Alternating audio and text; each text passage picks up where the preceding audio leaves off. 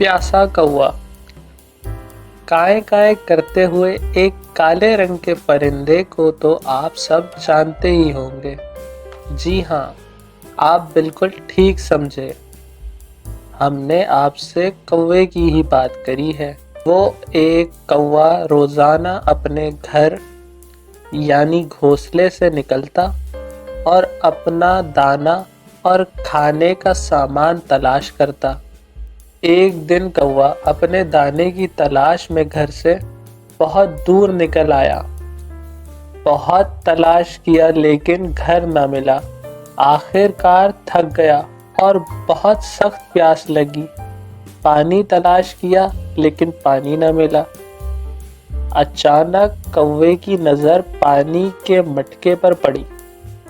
कौवा बहुत खुश हुआ और जल्दी से मटके के पास पहुंचा, लेकिन देखकर परेशान हुआ कि मटके में बहुत ही थोड़ा सा पानी था और उसकी चोंच पानी तक नहीं पहुंच रही थी, जिसकी वजह से वो पानी नहीं पी सकता।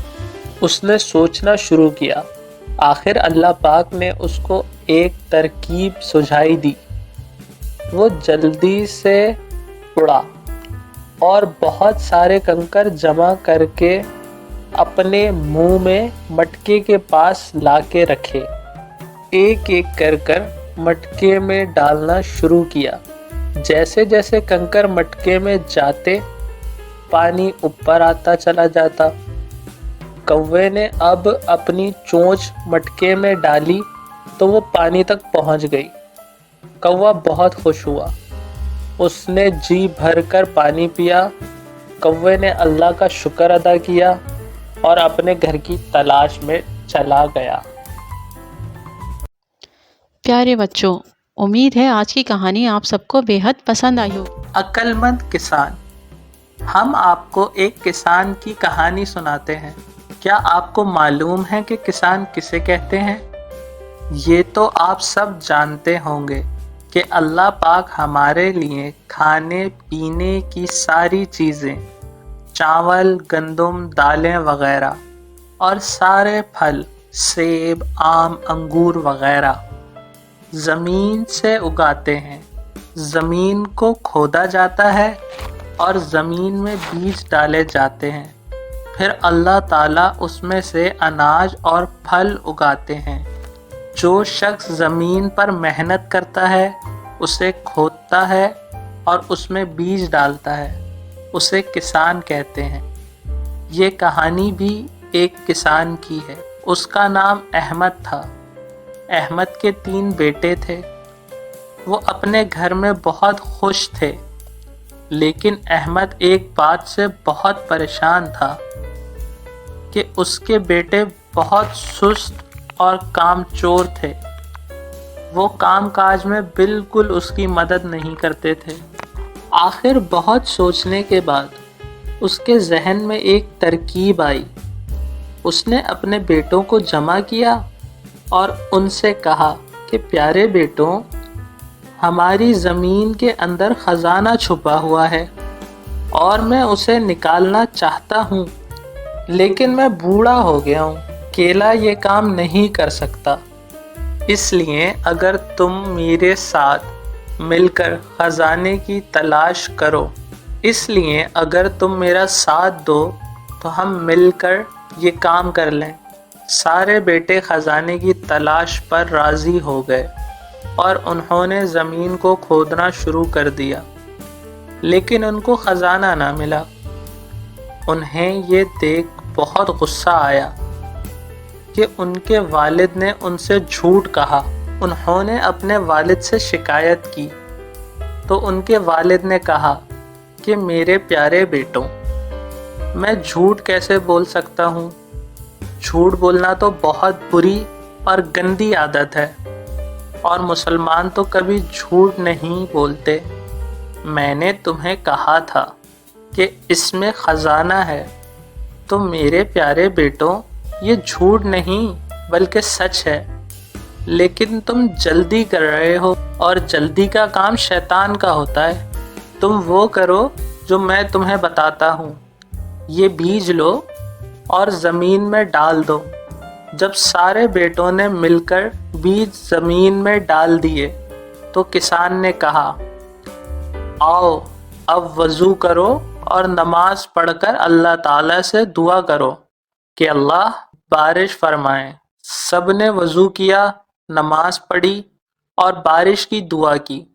اللہ نے ان کی دعا قبول کی اور خوب بارش ہوئی، اور کچھ ہی دنوں میں زمین میں پودے اگنے شروع ہو گئے۔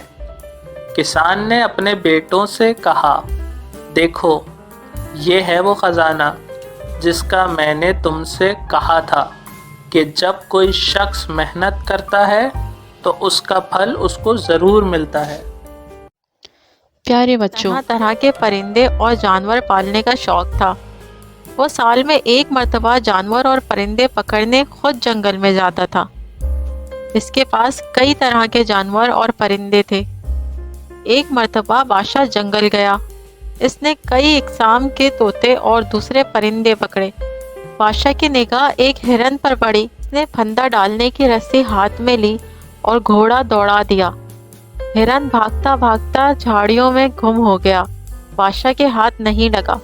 وہ نا امید ہو کر لوٹنے لگا، لیکن رستہ بھول گیا۔ ہرن کے پیچھے پیچھے وہ بادشاہ اپنے ساتھیوں سے نہ جانے کتنی دور آ گیا تھا۔ اس کے چاروں طرف پیڑ ہی پیڑ تھے۔ اس نے سوچا، یہاں جنگل میں رکنا ٹھیک نہیں ہے، کسی ایک سمت آگے بڑھوں، شاید رستہ مل جائے اور شاہی محل پہنچ جاؤں یا اپنے ساتھیوں سے جا ملوں۔ یہ سوچ کر بادشاہ ایک سمت چل پڑا۔ بادشاہ کو چلتے چلتے بہت دیر ہو گئی تھی، مگر کوئی رستہ اب تک نہیں ملا۔ سورج بھی غروب ہو رہا تھا۔ سورج ڈوبنے سے پہلے بادشاہ کو ایک پگڈنڈی مل گئی۔ وہ گھوڑا موڑ کر پگڈنڈی پر تیزی سے چلنے لگا۔ کچھ دوری پر اسے اجالا نظر آیا۔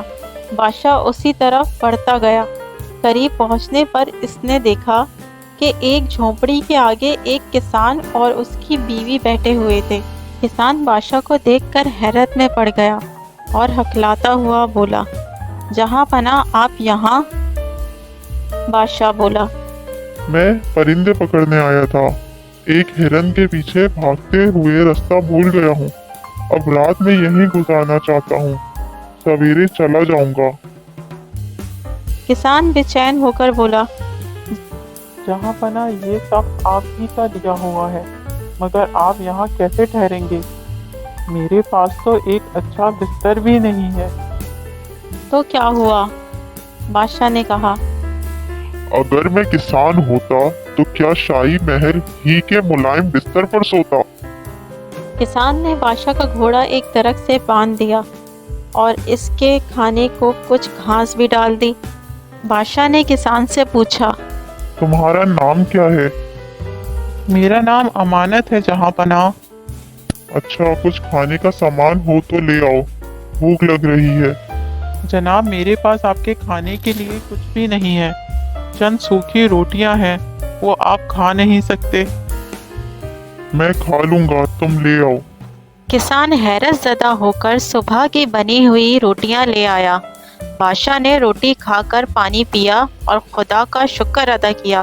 تھکاوٹ کی وجہ سے اسے جلد ہی نیند آ گئی۔ صبح جانے کی تیاری کرتے ہوئے بادشاہ نے بولا، امانت، تم کبھی محل کی طرف آؤ تو مجھ سے ضرور ملنا، اب رستہ بتا دو، میں چلوں۔ امانت جب بادشاہ کو راہ دکھا کر لوٹا تو اس نے بیوی کے ہاتھ میں سونے کی زنجیر دیکھی۔ بیوی بولی، جس جگہ بادشاہ سلامت سوئے تھے وہاں یہ پڑی تھی۔ کسان نے بیوی کے ہاتھ سے زنجیر لے لی اور بولا، جلدی سے 2-4 روٹیاں بنا دو، میں ابھی شاہی محل جانا چاہتا ہوں۔ کیوں جانا ہے؟ آئی ہوئی دولت کو کیوں ٹھکراتے ہو؟ اس کی بیوی بولی، ہم نے کوئی چوری تھوڑی ہی کی ہے۔ امانت نے زنجیر کو الٹ پلٹ کر دیکھا، اس میں ایک چمکدار ہیرا بھی لگا ہوا تھا۔ بیوی کی بات سن کر وہ غصے سے بولا، اپنی زبان کو لگام دو، یہ زنجیر نہ تیری محنت کی کمائی کی ہے نہ میری محنت کی کمائی کی ہے، میں اسے ضرور واپس کرنے جاؤں گا۔ اب مزید کچھ بولنے کی ضرورت نہیں ہے، چپ چاپ روٹیاں بنا دو۔ اسی دن شام تک امانت شاہی محل پہنچ گیا۔ پہرے دار نے اسے دروازے پر ہی روک دیا۔ وہ اسے اندر جانے نہیں دے رہا تھا۔ اس نے پہرے دار کی بہت خوشامد کری۔ آخر میں اس نے کہا، اچھا مجھے اندر مت جانے دو، بادشاہ سلامت سے اتنا کہہ دو کہ کل شام والا امانت آیا ہے۔ پہرے دار مان گیا اور اس نے خبر اندر بھجوا دی۔ فوراً ہی امانت کو اندر بلوایا گیا۔ امانت نے فرشی سلام کرنے کے بعد زنجیر بادشاہ کے سامنے رکھ دی۔ بادشاہ خوش ہو کر امانت سے بولا، میں تمہاری ایمانداری سے بہت خوش ہوں۔ یہ زنجیر میں نے جان بوجھ کر چھوڑی تھی۔ جی جناب، جان بوجھ کر؟ ہاں، میں تمہاری ایمانداری کا امتحان لینا چاہتا تھا۔ تم کامیاب ہو گئے ہو، اس لیے انعام کے مستحق ہو۔ دیکھو، ایسا ہے کہ شاہی محل میں ایک خزانچی کی ضرورت ہے۔ میں تمہیں اس عہدے پر رکھنا چاہتا ہوں۔ کیا تمہیں منظور ہے؟ جناب کا غلام ہوں، جو حکم دیں۔ ویسے جہاں پناہ اس عہدے کے لائق میں نہیں ہوں، پھر بھی آپ جو کہیں گے میں تعمیل کروں گا۔ اور پھر دوسرے دن سے خزانچی کا عہدہ امانت نے سنبھال لیا۔ کسی نے سچ کہا ہے کہ ایمانداری کا پھل میٹھا ہوتا ہے۔ پیارے بچوں، یہ کہانی ہے ایک باپ بیٹے کی جو اسکوٹر پر کہیں پر جا رہے ہوتے ہیں۔ تبھی جو باپ ہوتا ہے اس کی نظر پڑتی ہے روڈ کے سائیڈ میں کچھ لڑکوں کے اوپر جو کہ کیچڑ میں کچھ ڈھونڈ رہے ہوتے ہیں۔ تو اپنا اسکوٹر وہاں پر روکتے ہیں اور جا کر کے ان سے پوچھتے ہیں کہ بیٹے کیا ڈھونڈ رہے ہو یہاں پر؟ تو ان میں سے ایک بولتا ہے کہ آپ کو دکھ نہیں رہا ہے کہ یہ سامنے سونے کا پھل ہے، ہم اس کو پانے کی کوشش کر رہے ہیں۔ اس کی یہ بات سنتے ہی پتا کا دھیان جاتا ہے اس سونے کی پھل کی طرف جو چمک رہا ہوتا ہے۔ پھر ان کے مائنڈ میں کچھ امیجنیشنز بننے لگ جاتی ہیں کہ کاش یہ جو پھل ہے یہ میرے بیٹے کے پاس میں آ جائے تو نہ صرف اس کی بلکہ میری بھی زندگی بدل جائے گی۔ تو بنا سوچے سمجھے اپنے بیٹے کو دھکا مار دیتے ہیں اس کیچڑ میں اور بولتے ہیں کہ تجھے کسی بھی قیمت پر وہ پھل لے کر کے آنا ہے۔ لیکن بیٹے کو وہ پھل نہیں چاہیے ہوتا ہے، اس کے اپنے کچھ اور ہی سپنے ہوتے ہیں۔ وہ بہت کوشش کرتا ہے اپنے پتا کو یہ سمجھانے کی کہ میری خوشی اس پھل میں نہیں ہے، میری خوشی کہیں اور ہے، میرے سپنے کچھ اور ہیں، لیکن اس کے پتا اس کی ایک نہیں سنتے ہیں۔ وہ اس کو دھکا مارتے ہیں اس کیچڑ میں اور بولتے ہیں کہ میں تجھ سے پوچھ نہیں رہا ہوں، تجھے بتا رہا ہوں کہ تجھے وہ لے کر کے آنا ہے۔ تو وہ بیٹا بھی اپنے باپ کے سپنے کو سچ کرنے کے لیے اپنی پوری جان لگا دیتا ہے اور پوری کوشش کرتا ہے کہ کسی طریقے سے اس سونے کا پھل اس کے ہاتھ میں آ جائے۔ لیکن جیسے جیسے وہ ہاتھ پیر مارتا ہے اس پھل کو پکڑنے کے لیے وہ اور نیچے دھسنے لگ جاتا ہے اور پھر جا کر کے اس کو سمجھ آتا ہے کہ یہ کیچڑ نہیں ہے، یہ دلدل ہے۔ وہ چیختا ہے، چلاتا ہے، اپنے پتا کو آواز لگاتا ہے، لیکن اس کے پتا اس کی ایک نہیں سنتے۔ بولتے ہیں کہ بہانے مت بنا، اور بھی لوگ ہیں وہاں پر جو کر رہے ہیں، تو جب وہ کر سکتے ہیں تو کیوں نہیں کر سکتا؟ تو ایک بار وہ پھر سے کوشش کرتا ہے اور اپنی پوری جان لگا دیتا ہے، لیکن اس کے بعد بھی اس کے ہاتھ میں کچھ نہیں آتا ہے اور وہ دھیرے دھیرے نیچے دھستا چلا جاتا ہے اور مر جاتا ہے۔ تب جا کر کے اس کے پتا کو احساس ہوتا ہے کہ اس سے کتنی بڑی غلطی ہو گئی۔ وہ وہیں بیٹھ کر کے رو رہا ہوتا ہے، چیخ رہا ہوتا ہے، چلا رہا ہوتا ہے۔ تبھی وہاں پر ایک سادھو آتا ہے اور وہ سادھو اس آدمی سے پوچھتا ہے کہ تم کیوں رو رہے ہو؟ پھر وہ آدمی اس سونے کے پھل کی طرف اشارہ کرتے ہوئے اس سادھو کو اپنی پوری بات بتاتا ہے اور بولتا ہے کہ اس میں میری کیا غلطی ہے، میں نے تو جو کچھ بھی کیا اپنے بیٹے کی خوشی کے لیے کیا۔ تو وہ سادھو اس پھل کو دھیان سے دیکھتا ہے اور اس آدمی کو کہتا ہے جس سونے کے پھل کی وجہ سے تم نے اپنے بیٹے کو گوا دیا، کم سے کم ایک بار دھیان سے اس کی طرف دیکھا تو ہوتا کہ وہاں پر کوئی پھل ہے بھی یا نہیں۔ یہ سن کر کے اس آدمی کو غصہ آیا اور اس نے کہا کہ سامنے تو دکھ رہا ہے پھل، آپ کو نہیں دکھ رہا کیا؟ تب وہ سادھو اس کیچڑ کے اوپر ایک پیڑ ہوتا ہے جس کی طرف اشارہ کرتے ہیں اور بولتے ہیں کہ وہ جسے تم دیکھ رہے ہو وہ اس پھل کی پرچھائی ہے، اصلی پھل وہاں پر اس پیڑ کے اوپر ہے۔